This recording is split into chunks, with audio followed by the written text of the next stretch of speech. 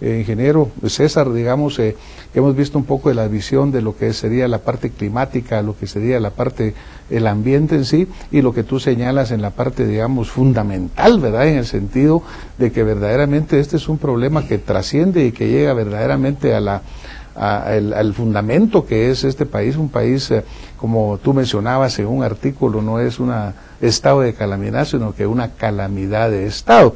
Yo digo esto, ¿verdad? Porque, por ejemplo, pues cuando habla uno de vulnerabilidad, vemos que Guatemala permanentemente está al borde del abismo, y aquí literalmente eso sucede. Cuando nosotros vemos las fotografías de las casas que están en los asentamientos y que prácticamente están al borde de los barrancos, cuando vemos que están casas construidas alrededor de lagos o alrededor de ríos sin ninguna precaución, vemos que obviamente aquí lo que hay también, César, es una violación verdadera de esa constitución que tú mencionas, porque las leyes existen, las regulaciones ambientales están. Yo me recuerdo, ingeniero, que usted mencionaba el hecho de que ahí la regulación ambiental es bastante buena, pero se está fallando. En efecto, yo pienso que todo deriva de despreciar la ley y despreciar los valores. La Constitución es la columna vertebral de la democracia, y de ella se desprenden una serie de leyes accesorias, pero cuando los gobiernos, porque han sido todos en mayor o menor grado, escupen a la Constitución en lugar de privilegiar lo que ella impone, estamos en problemas. El artículo 1 de la Constitución dice que el Estado de Guatemala se organiza para proteger a la persona y su familia. Esa es la función del Estado. La función del Estado no es la demagogia. La función del Estado no es procurar ganar las siguientes elecciones el partido de gobierno. La función del Estado no es la obra cosmética. Y el artículo 2 dice deberes del Estado. Es deber del Estado garantizar a los habitantes de la República la vida, la libertad, la justicia, la seguridad, la paz y el desarrollo integral de la persona. No podemos tener gobiernos que sigan a base de demagogia sin que haya un ordenamiento de los asentamientos humanos. No podemos tener gobiernos que sigan permitiendo la depredación de los recursos naturales.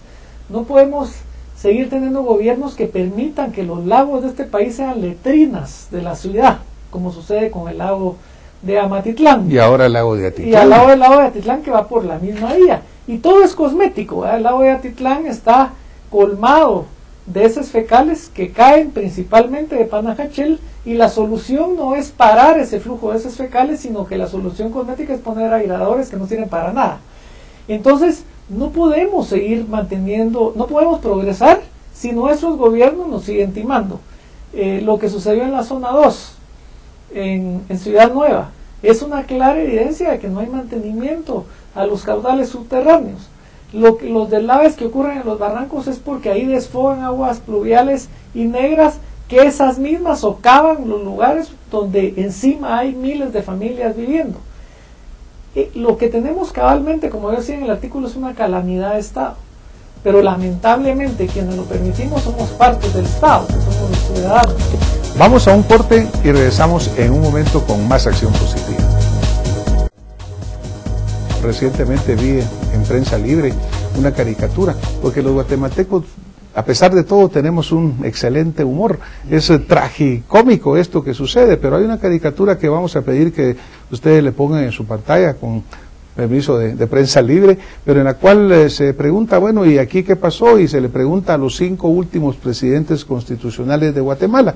¿Por qué? Porque gobierno tras gobierno se ha fallado en tomar verdaderas políticas de Estado, verdadera preocupación por el pueblo, como señalaba César García, en el sentido de que son medidas cosméticas, pero sin embargo el azote vuelve a caer exactamente en los que más necesitan, en los más dolidos, en los más afectados, uno tras otro en estos fenómenos naturales.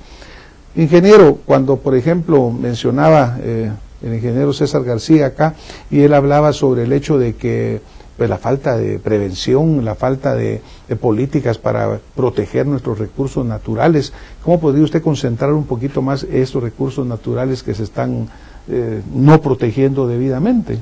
Mire, aparte de lo que señaló muy bien el ingeniero García del artículo 1 de la Constitución Política de la República de Guatemala, todo lo que es la normativa ambiental deviene precisamente de lo que es el artículo 94 y 97. Ahí está típicamente indicado cuál es la responsabilidad del Estado en cuanto a la protección y mejoramiento de las condiciones ambientales para garantizar el bienestar y la vida de los guatemaltecos.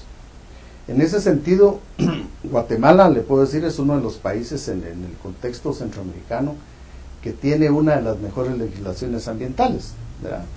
En materia digamos, de aplicación, de normativas, de reglamentos, de regulaciones, y esto se ha socializado grandemente. Se indica que más o menos hay unos 2.000, 2.500 entre leyes, reglamentos de normativa ambiental. El problema es que no se tiene la capacidad, ¿verdad? Por ejemplo, para la implementación de las políticas. Las políticas se lanzan, se promueven, se buscan consensos en su formulación, pero cuando es el momento de implementar esas políticas, ahí hay una brecha. ¿Pero será falta de capacidad, ingeniero, o falta de voluntad política de cumplirlas?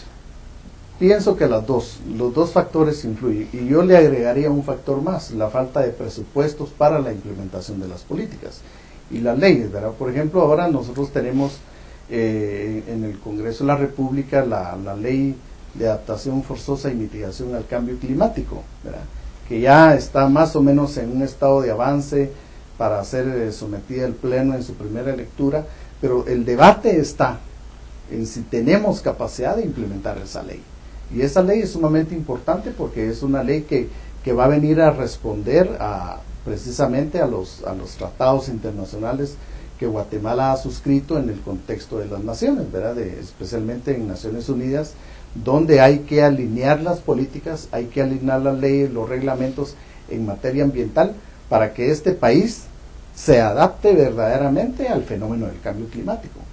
Yo pienso que, mire, hacer un poquito de retórica y digamos, buscar como responsables de toda esta debacle socioambiental del país, con las pérdidas humanas, económicas, etcétera, que esto lleva, en este momento es bueno como hacer la reflexión, pero yo creo que debiéramos de avanzar un poco más a qué debe hacer el país para adaptarnos a estos fenómenos, porque esto va a repetirse, doctor, claro. Se repite, y a medida del tiempo el fenómeno se va a acrecentar más, van a ser más intensos la presencia de los fenómenos, y la población guatemalteca y la población mundial tiene que estar precisamente implementada con normativa. Yo le cuento que a mí verdaderamente me aterroriza ahora que veo que ya empezó la danza millonaria, César, porque ya ves que 835 millones por acá,